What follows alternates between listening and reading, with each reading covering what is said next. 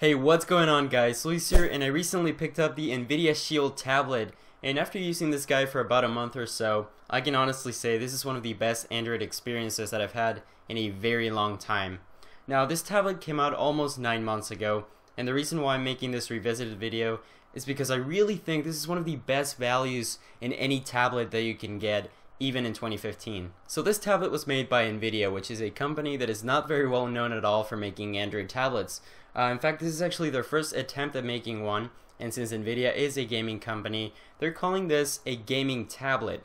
But actually it turns out that when you take away a lot of those gaming bells and whistles, which are great, you still get a very compelling Android package inside of this tablet. So without any further ado, here's a quick revisited review of the Nvidia Shield Tablet. This is just me giving my overall thoughts and opinions on the device, so let's go ahead and take a closer look.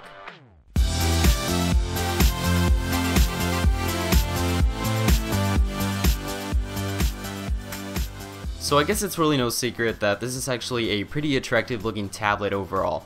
On the front you'll find the top and bottom front facing speakers, which are awesome for media consumption, been loving them so far, and you'll also find the side bezels, which I guess are pretty slim for a tablet. Now here's the thing, the display is not ridiculously high pixel dense, but with a resolution of 1920 by 1080, it's still a great looking 8-inch screen. And the colors are a little bit warm and saturated, but really overall it's definitely a decent display, and I have no major complaints here. Now when you flip it onto its back, you'll find the Shield branding, which looks pretty good, and also a very nice soft plastic back that surprisingly doesn't feel cheap in the hand.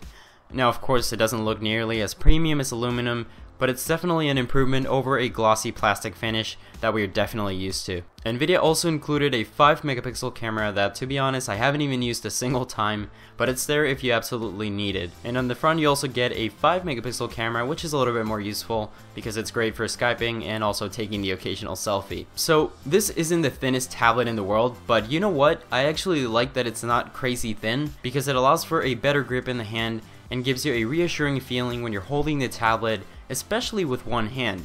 So my only complaint hardware wise here is how terrible the buttons are. Honestly, they're just not very clicky at all, and sometimes it actually takes me a couple of times to make sure that I even press the right button. But aside from that, really, this is one of the best looking 8-inch tablets in my opinion. So let's go ahead and dive right into my favorite feature of the Shield Tablet, Android 5.0 Lollipop. Now this is pure unadulterated Android 5.0 Lollipop that I've been loving so far, with a few details added from Nvidia. Don't get me wrong though, I actually do like some of them, and one of these is full screen mode, which basically allows you to hide the soft key buttons and the status bar just in case you're watching a movie or playing a game. And you also have access to a really nifty feature that lets you switch between a bunch of different modes like battery saver and max performance. So yeah, even with all of these small touches from Nvidia, Android 5.0 is still a buttery smooth experience with animations everywhere that has really made me appreciate this material design. And all of this experience is backed up by some serious processing power.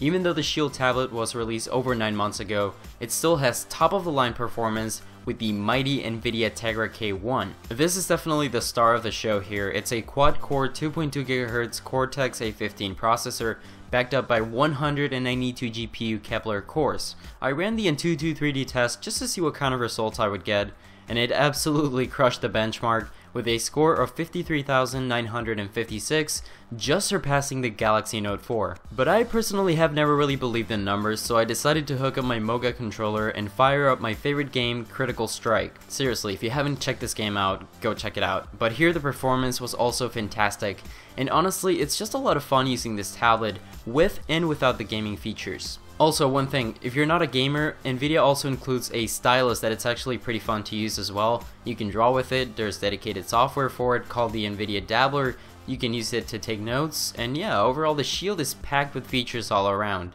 Something I would fix about this tablet is the battery life. I'm not saying it's bad by any means, it's just slightly average. It was sort of a hit or miss situation. Some days it would last me all day, and other times I would actually have to go home and charge it before the end of the night. So all in all, the Nvidia Shield Tablet is such a good bang for your buck that I think this is the best Android tablet that you can get for the money, even in 2015. And for only 300 bucks, it has blazing fast performance and a pure Android experience to go along with it. It's not perfect, but it will definitely not disappoint you. That's gonna do it for this revisited video. Definitely make sure to give this guy a look if you're interested, and as always, follow me on Twitter at ZaxPerTech for the latest updates. And if you're feeling awesome, give this video a thumbs up, and as always, I will see you guys next time.